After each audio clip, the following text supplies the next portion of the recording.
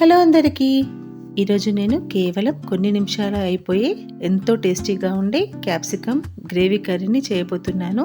ఇది చాలా తక్కువ ఇంగ్రీడియంట్స్తో చాలా టేస్టీగా ఉంటుంది. ఇప్పుడు ఎలా చేయాలో చూపిస్తాను. ఇక్కడ నేను 300 గ్రామ్స్ క్యాప్సికమ్ని చిన్న చిన్న పీసెస్ కట్ చేసి తీసుకున్నాను. దీన్ని పక్కన పెట్టి స్టవ్ పై కడాయి పెట్టుకొని అందులో 4 టేబుల్ స్పూన్ నువ్వులను వేసి వేయించుకోవాలి. ఇలా బాగా ఫ్రై చేసుకున్న తర్వాత వీటిని వేరే బౌల్లోకి తీసుకొని చల్లారబెట్టుకోవాలి. నెక్స్ట్ స్టవ్ పై ప్యాన్ పెట్టుకొని అందులో 4 టేబుల్ స్పూన్స్ ఆయిల్ని వేసి హీట్ అయిన తర్వాత 1/2 టేబుల్ స్పూన్ ఆవాలు, 1/2 టేబుల్ స్పూన్ జీలకర్రను వేసి అవి వేగిన తర్వాత 4 పచ్చిమిర్చిని కట్ చేసి వేసుకోవాలి. అలాగే మీడియం సైజ్ ఆనియన్ను చిన్న చిన్నగా కట్ చేసి వేసుకోవాలి. వీటిని కొద్దిగా ఫ్రై చేసుకున్న తర్వాత 1/2 టేబుల్ స్పూన్ అల్లం వెల్లుల్లి పేస్ట్ని వేసి దీన్ని కూడా 1 మినిట్ ఫ్రై చేసుకోవాలి. 1 మినిట్ తర్వాత ఇందులో 1/2 టేబుల్ స్పూన్ పసుపును కూడా వేసి బాగా కలుపుకోవాలి. తర్వాత మనం కట్ చేసి పెట్టుకున్న క్యాప్సికమ్ ముక్కల్ని ఇందులో వేసుకోవాలి. వీటిని బాగా మిక్స్ చేసుకొని మధ్య మధ్యలో కలుపుతూ 2 మినిట్స్ వేగనివ్వాలి.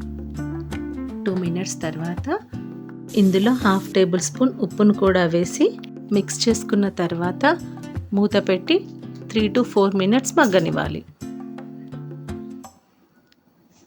4 మినిట్స్ తర్వాత చూస్తే క్యాప్సికమ్ చాలా బాగా మగ్గిపోయిందండి. ఇప్పుడు 1 టేబుల్ స్పూన్ కారం వేసి బాగా కలుపుకోవాలి. తర్వాత మనం గ్రైండ్ చేసి పెట్టుకున్న నువ్వుల పొడిని కూడా వేసుకోవాలి. దీన్ని ఒక 1 మినిట్ ఫ్రై చేసుకున్న తర్వాత ఇందులో ఒక 1/2 లీటర్ వరకు వాటర్ని వేసుకోవాలి. కలిపి మూత పెట్టి 4 మినిట్స్ వరకు ఉడికించుకోవాలి. 4 మినిట్స్ తర్వాత గ్రేవీ ఇలా చిక్కబడింది.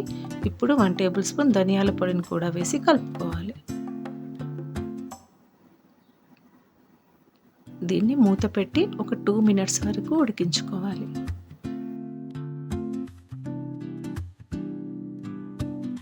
ఫైనల్గా కొత్తిమీర వేసి కలిపేస్తే క్యాప్సికమ్ గ్రేవీ కర్రీ రెడీ అయినట్టే.